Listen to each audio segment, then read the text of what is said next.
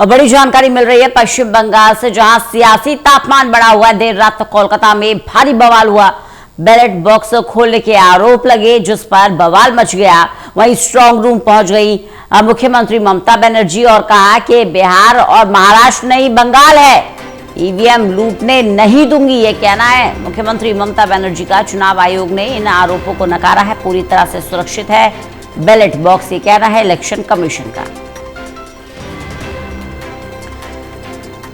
4 मई को नतीजे आने हैं। 29 अप्रैल को मतदान पूरा हुआ है। अब उससे पहले पश्चिम बंगाल में बवाल की स्थिति देखने को मिल रही है। और कल रात की बात करें तो खुद ममता बनर्जी स्ट्रांग रूम पहुंच गई।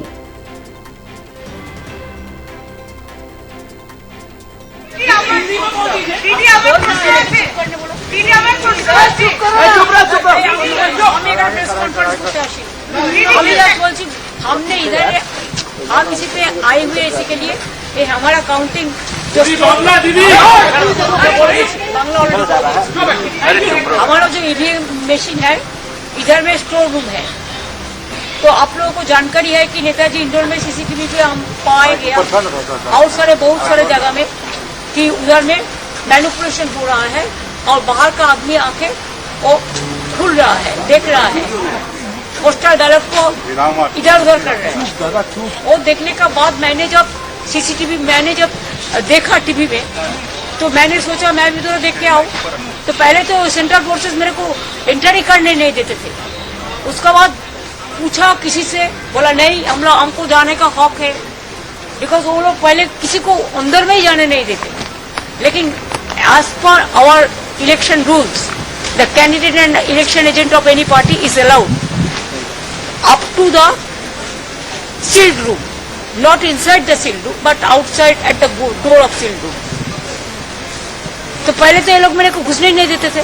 उसका बाद उसको फोन किया, बट आरो किसी से परमिशन लेके आरो मेरे को घुसने दिया। और जो उन्होंने इतना टाइम तक थे भी, उन्होंने भी सब देखभाल करके हम वॉशरूम भी करने बोला। जो एजेंट लोग पूरा 24 घंटा रहेगा, देखो तो ह्यूमन बीइंग है ना, वो लोगों के लिए चार वॉशरूम बनाने बोला। वो किया से बनाएगा, उसको भी बोल दिया। जो बनाते हैं जो बाल टॉयलेट होता है ऐसा टाइप का कुछ, और 2 घंटा बाद क्लीन करने का भी जरूरत होता है। तो इसी के लिए बोला आप कोई गवर्नमेंट का जो है उसका सब कॉन्टेक्ट कर सकते हैं। दूसरी बात यह है, देखो साइक्लोन हो रहा है, तो बाहर में वो लोग बारिश में भीज रहा था।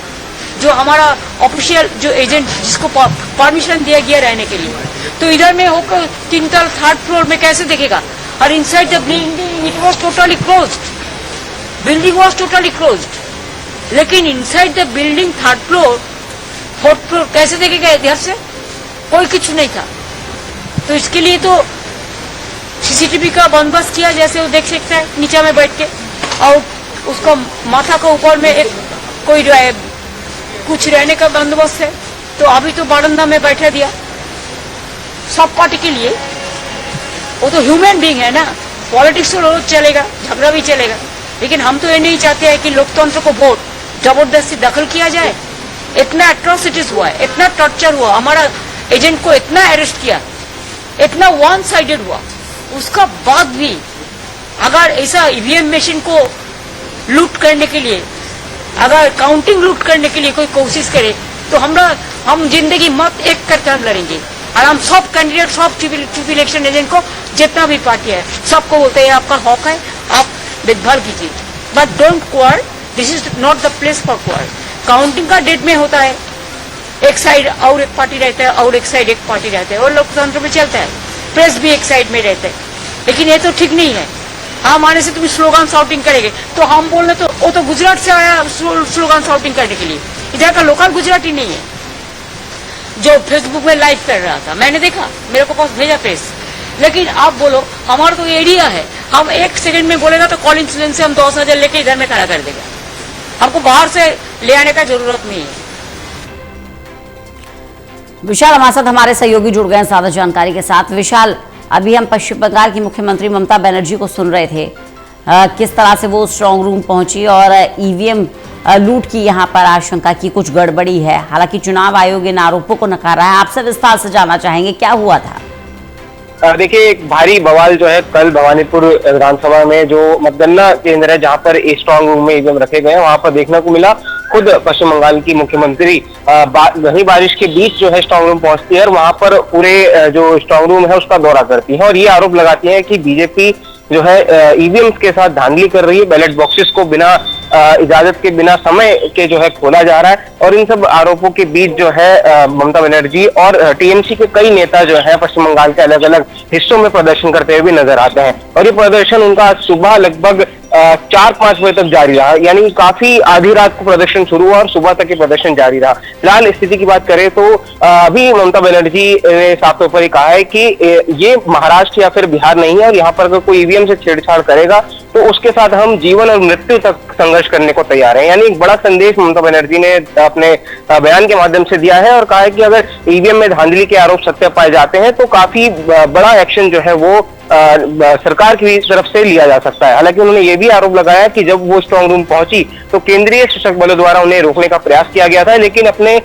चुनावी अधिकारों का प्रयोग करते हुए एक प्रतिनिधि के तौर पर जो है उम्मीदवार के तौर पर उन्होंने अपने अधिकारों का प्रयोग किया और स्ट्रांग रूम तक जाने की जो इजाजत एक उम्मीदवार को होती है उसका प्रयोग करते हुए अपने पोलिंग एजेंट के साथ वो स्ट्रांग रूम तक गई। हालांकि उन्होंने ये भी कहा कि पुलिस द्वारा जो है उनके ईसीआई द्वारा जो है उनके पार्टी एजेंट को गिरफ्तार कर लिया गया है। तो कई सारे आरोप टीएमसी की तरफ से चुनाव में लगाए जा रहे हैं। अब इन आरोपों पर बीजेपी का फिलहाल क्या कहना है ये देखना होगा और संभावित आज भी जो माहौल पश्चिम बंगाल में काफी गर्म रह सकता है। भवानीपुर ये वही सीट है जहां से खुद ममता बनर्जी चुनाव लड़ रही है, तो ये सीट अपने आप में एक हॉट सीट है और इसीलिए इस सीट पर काफी बवाल जो कल रात को देखने को मिला। फिलहाल स्थिति जो है मौजूदा स्थिति वहां पर शांति बनी हुई है।